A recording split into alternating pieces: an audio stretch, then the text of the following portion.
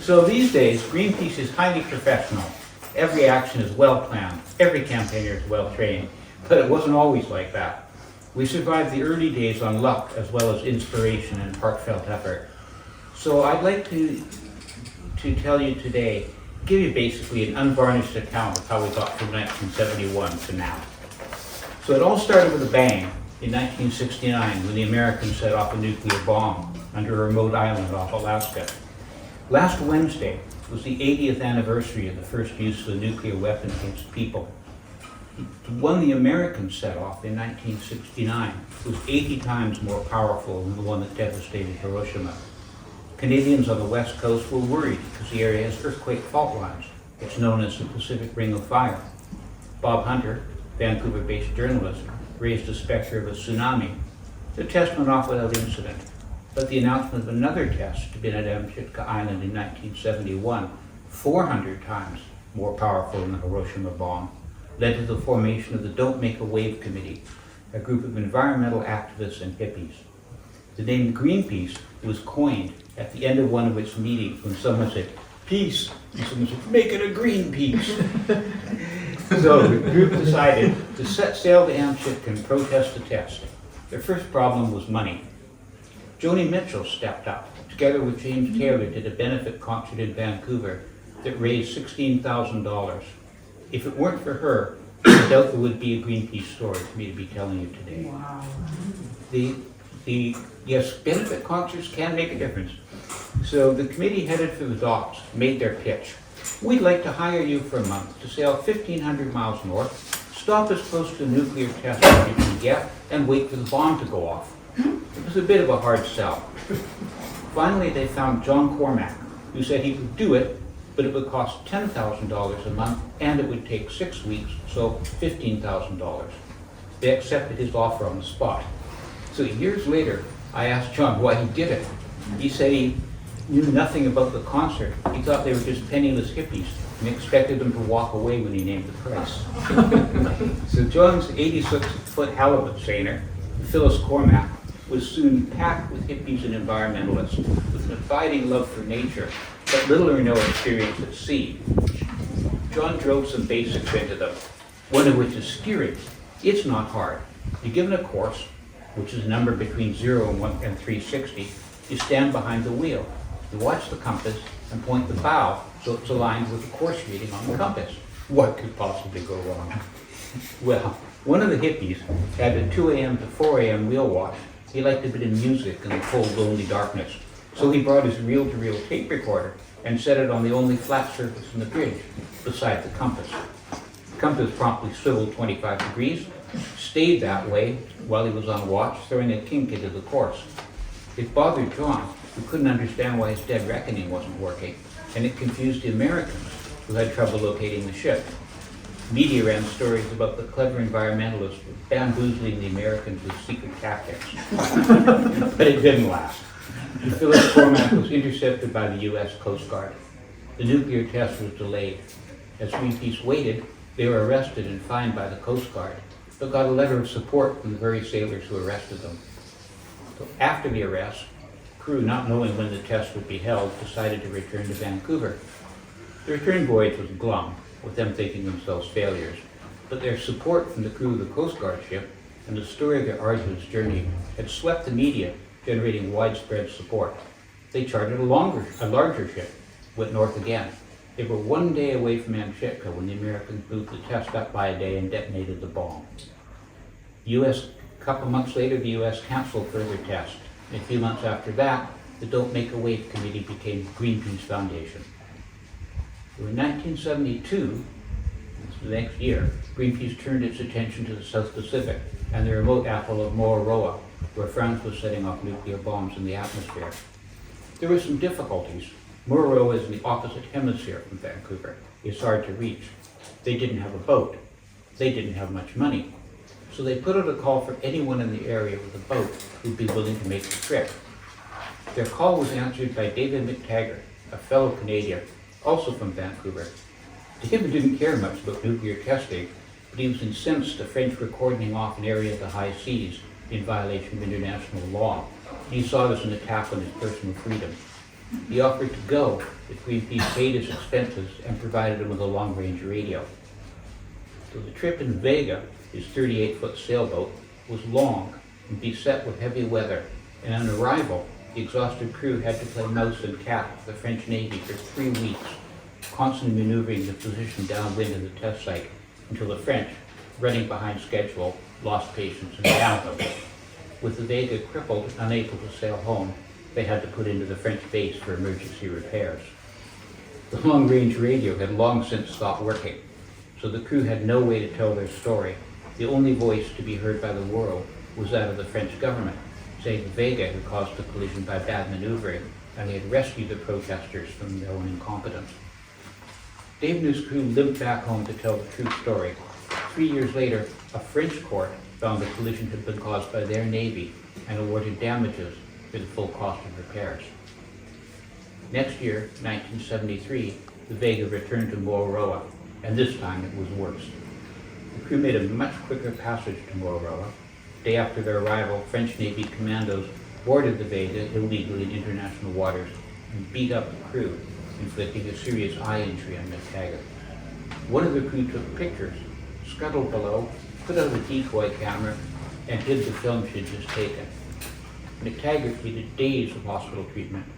Meanwhile, the French authorities announced their boarding party had been unarmed and he had injured his eye by tripping and falling on a deck cleat. Once he was safely on his way home, the pictures were released showing the boarding party beating him up with truncheons. The unraveling of the French lies made headlines around the world. 3 months later, France ended new atmospheric testing, but moved to testing underground. Meanwhile, Bob Hunter and the others were thinking about the green side of Greenpeace, and they launched Project Ahab, a campaign to end whaling. So in 1975, the Phyllis Cormac sailed again, carrying a crew of hippies and mystics, prepared to put themselves between the harpoon and the whale. They sailed most of the way to Alaska, playing music to whales, sometimes guided by casts of the I Ching, but saw no sign of a whaling fleet. An orca scientist visited the International Whaling Commission's Central Records Office and came away with decades of Russian whaling records. The Greenpeace crew had been looking in the wrong place. They ultimately found the Russian whalers 1,000 miles to the south, 60 miles off California, and the human shields, 2-man crews in outboard-powered inflatables, swung into action. A 16-foot inflatable carrying Bob Hunter took up station in front of a towering 180-foot catcher as it closed in on a sperm whale. The little boat's engines began to sputter and die. The driver had put the fuel tank on top of the fuel line, and he couldn't figure out what was wrong. Bob transferred to another inflatable and took up position. The cameraman in a third inflatable swung his camera into position, framed the shot, pressed the button, and nothing happened. He struggled with the camera. It started running. Exactly as it started running, there was an enormous bang. A harpoon flew through the camera's field of view, over the inflatable with Hunter in it, and struck the fleeing sperm whale. The resulting film cut went around the world, catapulted Greenpeace to a fame it had never known before. Everywhere the ship docked on the U.S. West Coast, the Greenpeace office sprang up. So 2 years later, in 1977, I was doing logistics for the Greenpeace anti-sealing campaign at our base camp on a windswept island north of Newfoundland, misleadingly named Belle Isle, where winter lasts most of the year.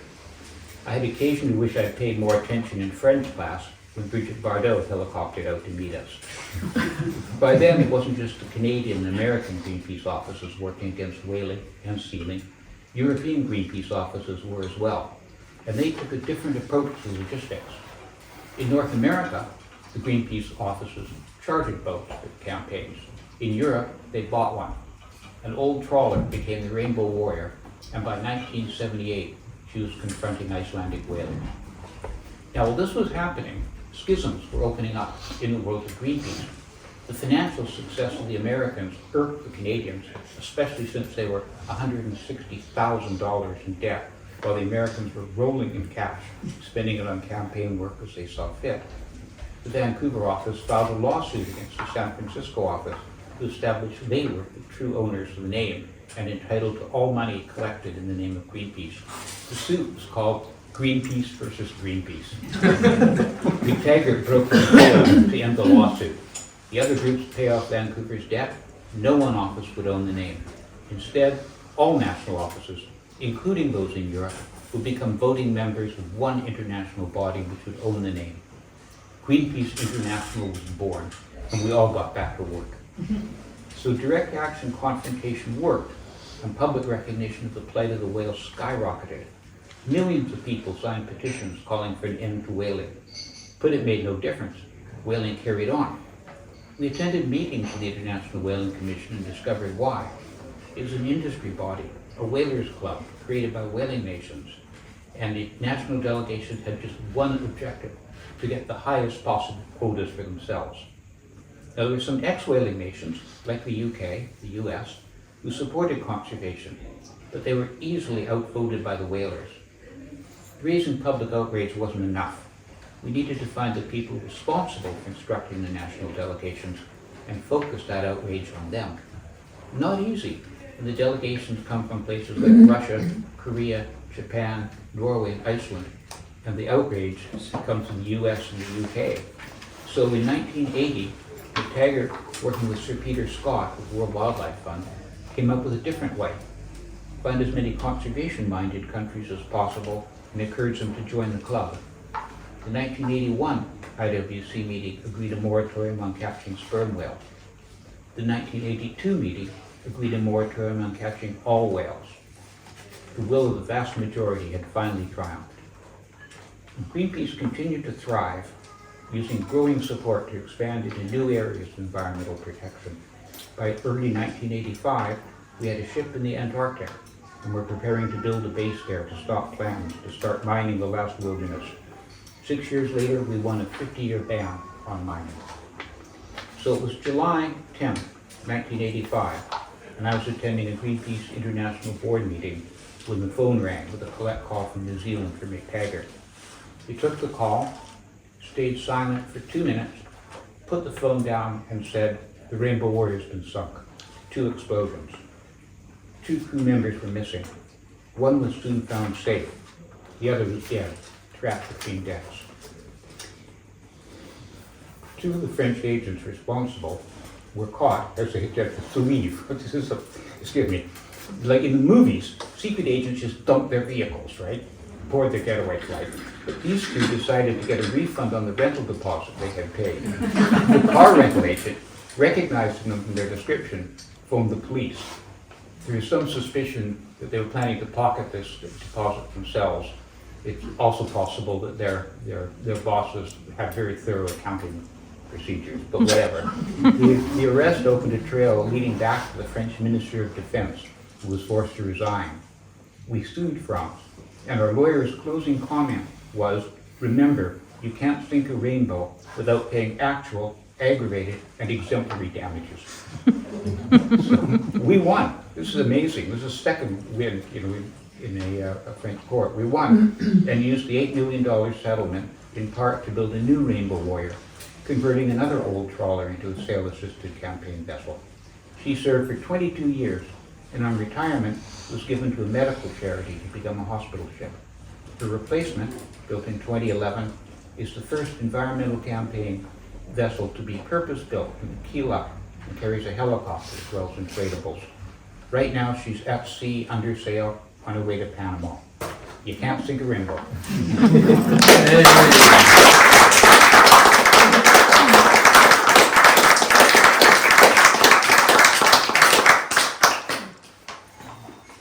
So, me. Follow that. I'm Andy Stirling, and in a way my picture follows up from where John left off, middle of the 80s with the Rainbow Warrior. So I'm speaking on very much a little cog in a big wheel of Greenpeace, folding up at about the time John mentioned, and then working for Greenpeace and then elsewhere on campaigning on environment, peace, and energy issues, and putting to use some of the lessons that I learned, and not everybody would learn the same lessons, but I learned in the amazing time I had with Greenpeace. So I wanted to just say a bit about how I came upon it, what it was like at just about the time John left off, and then what some of those lessons are. And then I'm really happy, as I'm sure John is, to talk about anything that might arise. Well, actually, my partner Topsy, Jewel and I, we both live in Lewes, we both bowled up on the 11th of July 1985 outside Temple House on School Hill to volunteer at all we knew about it really was it was a big environmental peace organisation not based in London. So we thought, yeah, we don't want to live in London, we'll go and volunteer there. And I don't know if you caught the date that John mentioned. This was the 11th of July, 10 days after, one day after the 10th, when the Rainbow Warriors sunk and Fernando Pereira was murdered by the French Secret Service. And when we came in the office into Temple House, still there, went up on the first floor, all kind of nervous, ready to introduce ourselves, you know, to these heroic characters that we'd seen on the telly. No one was there. It's completely empty. It's like the Mary Celeste. And it was a bit, partly because of the board meeting, partly because everyone was upstairs at the top floor. They had the top 2 floors, getting a briefing, probably from you, John, saying this has happened. It's really awful. And one thing we know already is 2 volunteers have disappeared from the Auckland office, so no more volunteers. And then they literally came out the door and went, hi, no volunteers. So that's how it began. Topsy and I volunteered, as did many people, and we got in only because, under that barrier, because somebody actually knew us from some indirect connection. So what followed then was just the most exhilarating experience of my working life, because John described that growth, amazing growth in the 70s with the aftermath of all these actions, the whaling and the French testing. But after the Rainbow Warriors sunk, not only did that story play out, as John said, and in the end a new boat was bought, but the organisation grew exponentially. Greenpeace as a whole, Greenpeace International, just grew exponentially. So the budget was going up multiples each year. The sense of what you could do with that was going up as well. So it was an extraordinary feeling, coupled with the amazing tactics, the resolve to take on, no matter how big the power was, take it on, and David would overcome Goliath. That sense, but also the resources coming in, because the French money was one thing, but the public awareness across the world was huge. And John was the executive director then in the international office here, and it was happening all over the world. And so that sense of being able to, I mean, the theme of this week has been how to change the world, right? That's right. Yeah. So, and I think one thing that came from a modest little number, and of course, none of us are competent to say what the answer to that is, but one of the things I learned was thinking you can is the single most important ingredient. Just having a sense that it can be done. The details that people like might bang on about tactics and strategy are less important than just that sense of agency. And there were also amazing things. I mean, John's told the story around David McTaggart, who was an absolutely extraordinary figure, but a lot of other amazing figures as well, John included, who had really been through all these kinds of experiences and had things to say about it. It meant, though, that a large part of the time, never mind lawsuits, was spent arguing. And there was a sense in which, when I moved on, as you did quickly in those days because of the rate of growth, to coordinating nuclear and disarmament campaigns and other stuff, you would really discover that the inside of Greenpeace was so rumbustious, so argumentative, really passionately argumentative, that if you managed to get your idea through of a plan for this or that campaign inside it, then probably doing it would be a bit of a doddle. Because it was there was a most amazing sort of pressures at work. So what I think was even more amazing than the people, and I remember so many really inspirationally, but more amazing than the people even, was the culture. And that was, I think, a huge strength again. I'm trying to speak here to this, how to change the world, the anonymity. So, the old colonial routine, when power wants to dominate, what's the famous colonial saying? Take me to your leader. And for all the fact that Greenpeace had inspirational leaders, the answer would be to that question, we're Greenpeace. Talk to us. It was anonymous. It was this. David McTaggart was the head of Greenpeace, the chair of Greenpeace International. John was the ED. Every office had a very forceful character, typically heading them up and playing vital roles. But it really discombobulated these power centres because, who do you call? Like Kissinger said, when I want to call Europe, who do I call? So a lot of things went on behind the scenes, but I think that was very powerful, the organisation had charisma. And actually there were, as with any organisations, over the years, going on for many years after John left off, people would come in, they then start in country after country becoming known by their individual names. Then they'd move off, and half the time you find them working for industry afterwards, because you could valorise that. You know, I'm X, now I'm working for the timber industry, I'm working for the chemical industry. So when individual names get associated, then it becomes much more brittle, much more vulnerable than having an organisation with a long pedigree and a name. By the way, the name Greenpeace is also holding it to account for what it works on. We might have a discussion about exactly what it works on and how much peace goes on. So what then beyond that were some of the lessons I learned. It may well be in the spirit I mentioned. John may disagree, which would be great to hear, because John and I love to have all sorts of arguments about anything. So yeah, apologies in advance for that. But to end up what I'm saying, what did I learn personally? And as I say, it's very personal because there's lots of scope for disagreement. Other people may learn different things about this, how to change the world type of thing. And I think some of these lessons, at least in my head, from my later experience, are really quite important to the rather demoralising state that we're in now, not only in the world, but in the process of challenging those forces in the world. And the three, just to put them out there, the three lessons I learned were values more than science, democracy more than authority, and murmurations more than journeys. Rather than going somewhere, just be part of, like birds on Brighton Pier, things happening, and when the moment is right, amazing things can unfold. So let me just say a bit about each of those, and then let's have a discussion about that or anything else.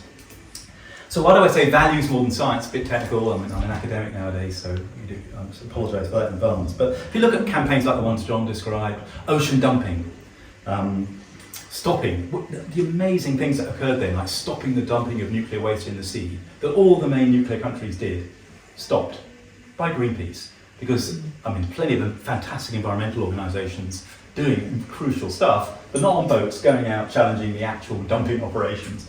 But crucially, at the same time as doing that, everyone knows Greenpeace's actions. People tend to think, oh yeah, amazing actions, amazing communications. Martin Lieberman last week on the other video that's going to be posted, talking about communications. That was crucial, huge skill went into that.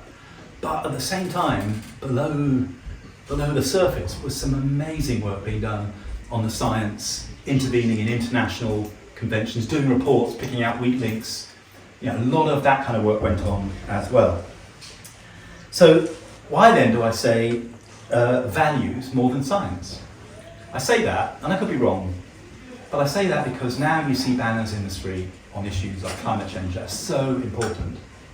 Banners from Fridays for the Future, Extinction Rebellion saying, do what the science says.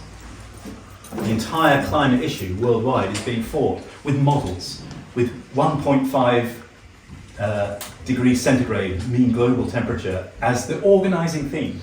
Science has turned from a servant to a master. Do what the science says. That's authoritarian language, I would say. So I'm not saying here throw the baby out with the bathwater. These campaigns again and again that Greenpeace and its allies prevailed on, it's wrong.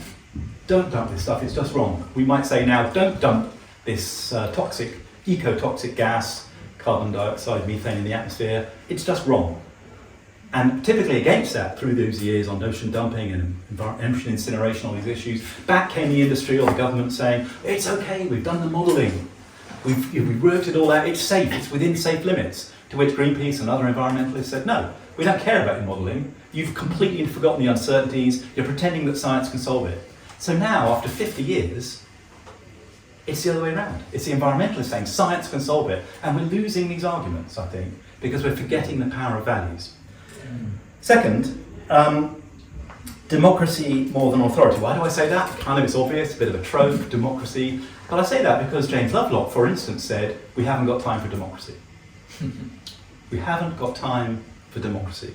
Now, Greenpeace wasn't banging on about democracy too much. In fact, it was an amazingly hierarchical organisation, distinct from Friends of the Earth, or a lot of other organisations, and each one had their place in the ecosystem. Greenpeace came out of boat culture. John can say a lot more about why it was like this, but it was like a vertical line of control.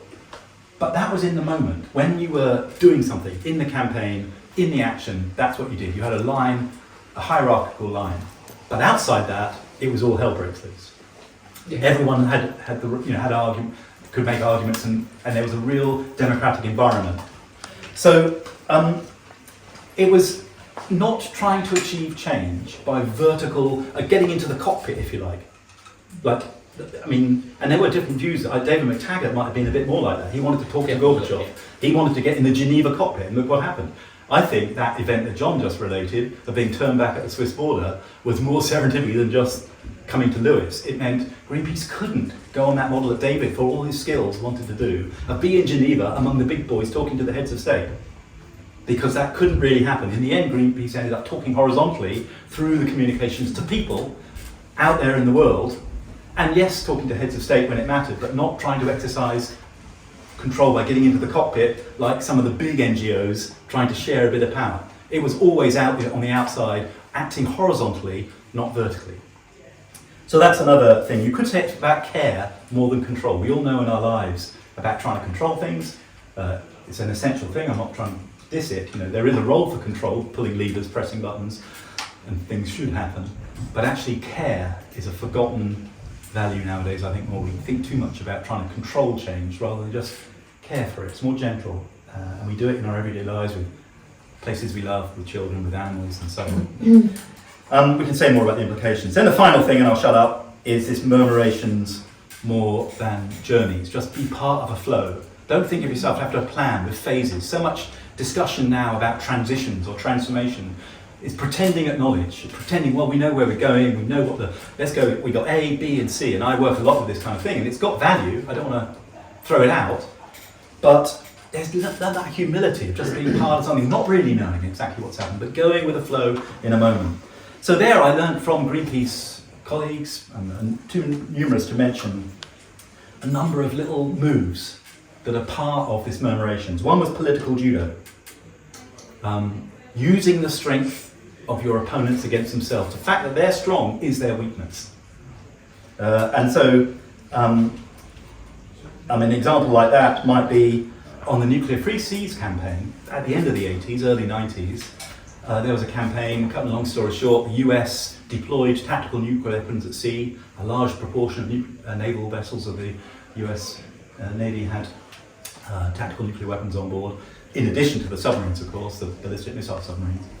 And Greenpeace said, we want these to be removed. In fact, I remember that in a pub in Amsterdam, the discussion said, what should we do? Let's get tactical nuclear weapons removed from the US Navy. It's an audacious thing to try and do. Bigger than the fossil. The nuclear weapons complex, as I've come to find out, is much more powerful, even than fossil fuels. And what happened was, the Navy was deployed globally, US Navy. It went into ports regularly in Manila, Auckland, Cadiz, and every time it went in, it would rescue and recreation for the sailors, and they would say, we neither confirm nor deny that we have nuclear weapons. Now, after that campaign, they were met with a flotilla of boats. Razzmatazz, Greenpeace came out and said, we demand that you say whether you've got a nuclear weapon or not. They refused to, and so by this horizontal action in the cities, the governments were pretty captured by US hegemony. The governments were unable to escape from the straitjacket of US control, but the cities weren't like that. And so the cities responded to the city people saying, we don't want nuclear weapons or even the prospect of it unless they all deny they've got them, we're not letting them in. Went on for a few months. The US Navy in places was facing the prospect of a mutiny on some ships, because those sailors were desperate to go off into Manila, Hamburg, wherever it might be, for the usual sailor activities, and they were being stopped.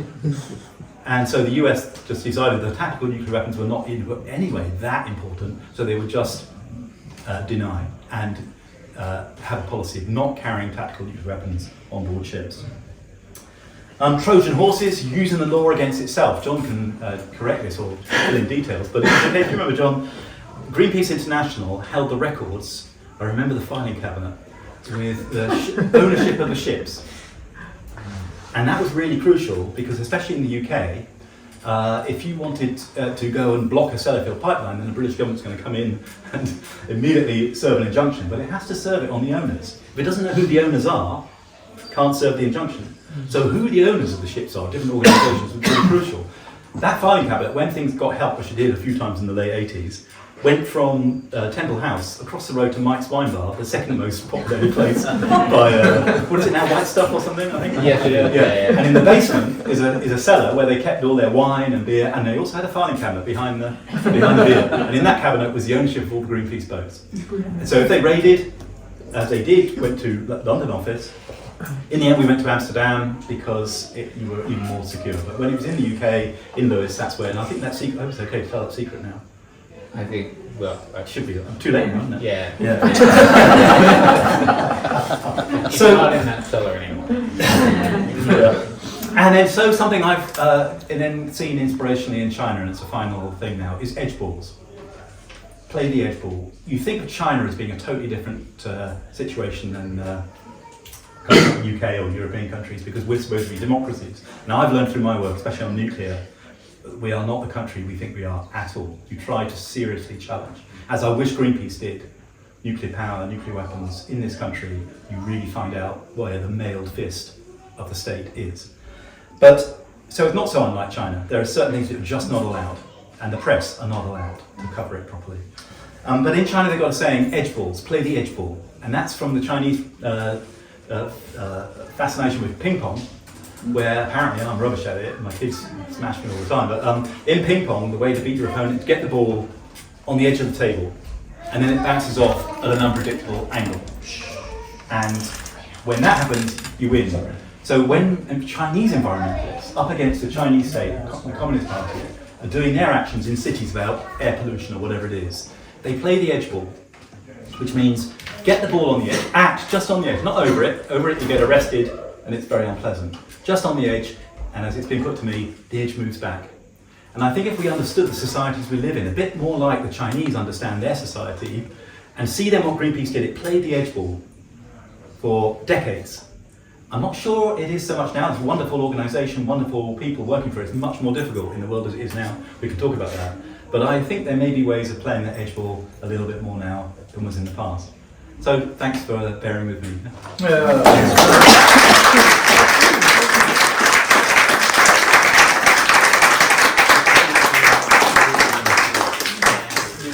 definitely right about the belief thing. It's like Bob Hunter said a long time ago, he said that big change looks impossible when you start and inevitable when you finish. There you go. That's good, yeah. So, me?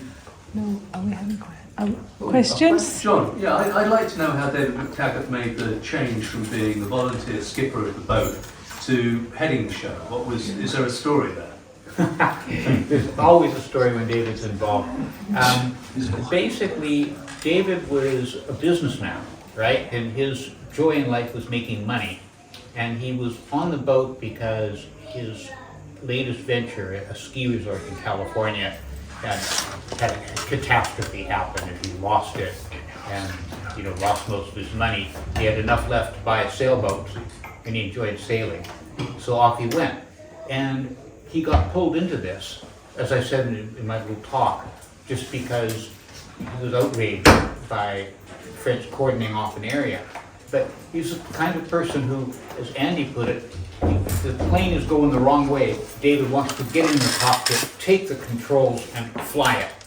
And once he was in Greenpeace, he wanted to take the controls and fly it. And he was probably a better flyer than any of us. He had over-the-horizon radar. He could see problems coming before anybody knew they existed. And he was seldom wrong about that. He was reasonably often wrong about what to do, although he usually won. But he was never wrong when he identified the problems before the rest of us saw them. Is that in any way an answer to your question? It does, thank you, John. Okay. He was the most amazing mix of utterly ruthless and charming that I've ever met, and sometimes simultaneously. So that was a formidable force of nature. So that's why he got San Francisco and Vancouver together, basically. I think that those two personal qualities. But he also, although he wanted to be in the cockpit, he didn't seek the limelight personally. And so that again was part of the anonymity thing and allowed this other space to grow, despite him being a very forceful individual. I think it allowed this organisational charisma to grow as well. Whereas normally that might be turned into some figurehead going out, parading themselves in front of the TV. Andy? Yes, yeah. Hi. Great talk, both of you. Thanks so much. Thanks. When you said that if the truck hadn't been turned back at the Geneva border, and by dint of that, Lewes, Greenpeace International came to Lewes, are you saying that culture wouldn't have happened without that? And also, was that kind of like the largest or most significant influence of Lewes, the Lewes era, to Greenpeace's sensibility? Yeah, well, thanks for asking that. I mean, in a way, but it wasn't Lewes that did that. I mean, prior to Lewes, and as Martin Lieber, I think, said last time, there was, Lewes was completely incidental. And I don't even know if John agrees with my telling the story, but what I meant to say was, not that it caused it, but that was an emblematic moment, and there were several. There were others when. Been anywhere wherever the truck went, or wherever Yeah, David it was just McTaggart. the idea of Geneva or some anonymous place in the countryside. And although it was fate basically decided that, I think we would have been set on a different path. Greenpeace, would have been set on a different path had it been in Geneva, and in a way has, in some ways, inevitably maybe succumbed more to that path in recent years of relying on hobnobbing with these elite structures more. But it would have happened earlier, and maybe some of the things I was mentioning from the late 80s, early 90s might not have happened so easily, that horizontal action. So it wasn't a deterministic thing, but I think it was emblematic. But John, I don't know what you think about that. Oh, you're going to be so disappointed. I don't disagree. He's mellowing out. I think, you're entirely right about that. And, the whole thing. Okay. Yes. I've got a question. You've, just to bring things to the present day really, Andy in particular, you were hinting that there are possibly lessons learned in the past which could be applied to, to the way that Greenpeace operates now. Possibly we rely a bit too much on science, you're implying. So, just inviting you to speculate on what you would like Greenpeace to be doing now. I say we because I'm a local coordinator from Surrey.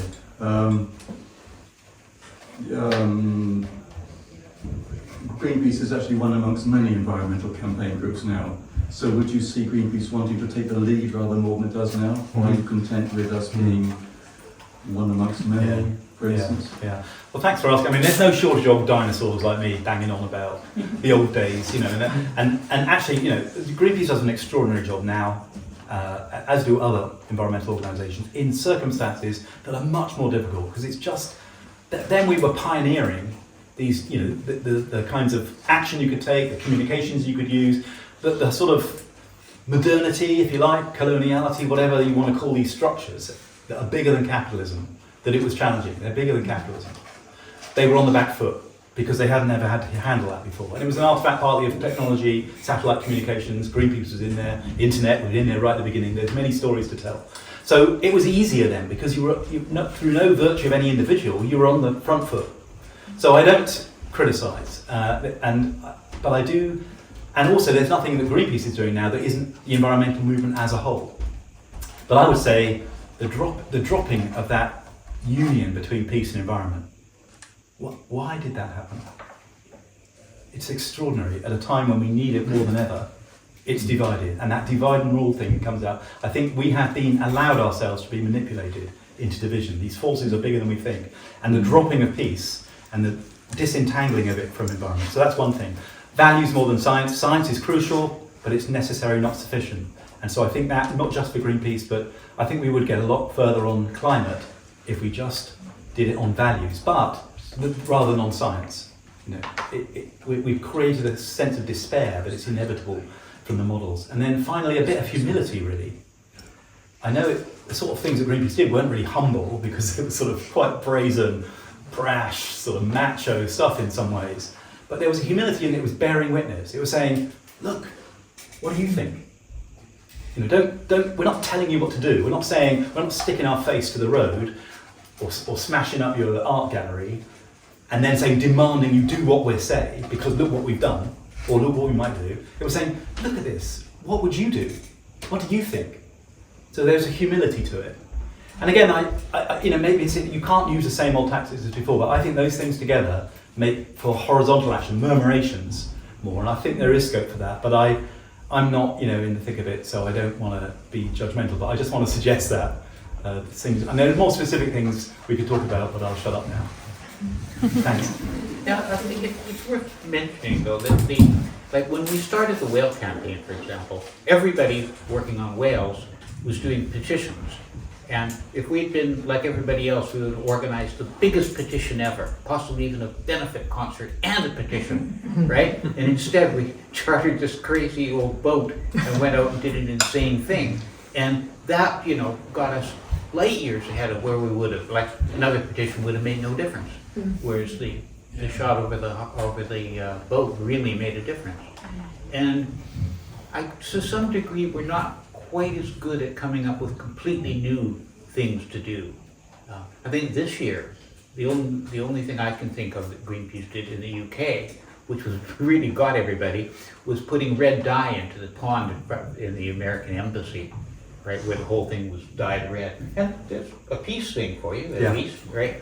So that was, other stuff, you can hang a banner, but we've seen that before and so forth.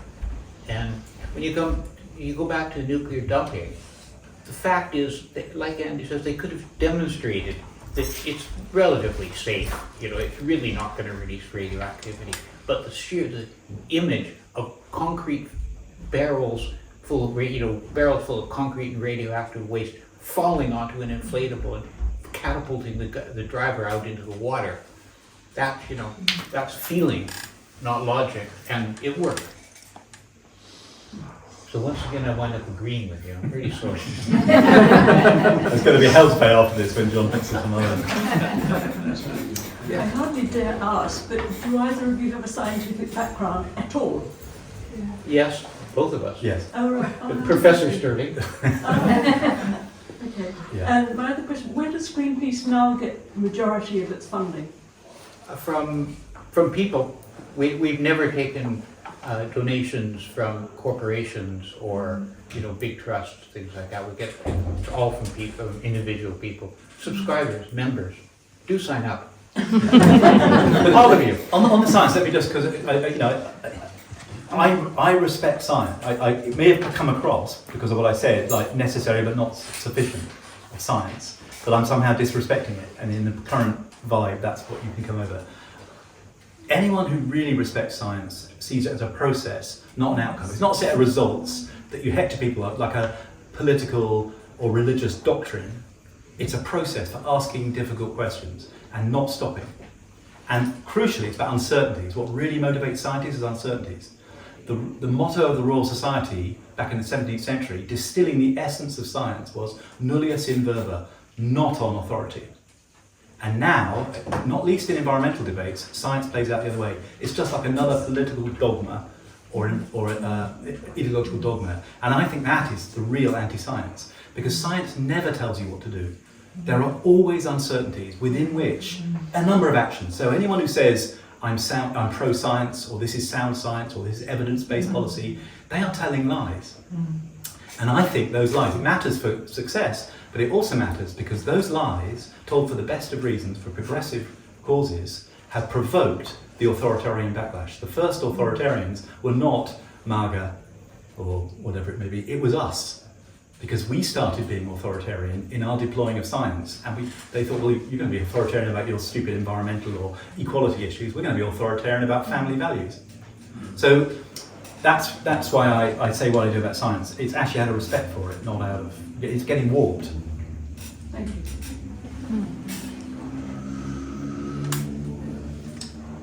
Yes. Any more questions? How's it been, John, this week? Sorry? I was asking John May how you felt about the exhibition. It's terrific. How I what? How you felt about this week's, I'm so grateful to everybody who's turned up and come here. It's quite a. We had this idea, and it was, sounds like could be quite good. And then I won't go into all the what it took to make it all happen, but the delight of the number of people who've come in, who've asked us, who've been so kind to come and see everything in it. And my idea really was to. A lot of people don't even know Greenpeace were here in the past, and I thought the message from it should come back to Lewes, and so let's try and do some more good things and make it happen. So yeah, thank everybody for your love and care, because it's meant a lot to me.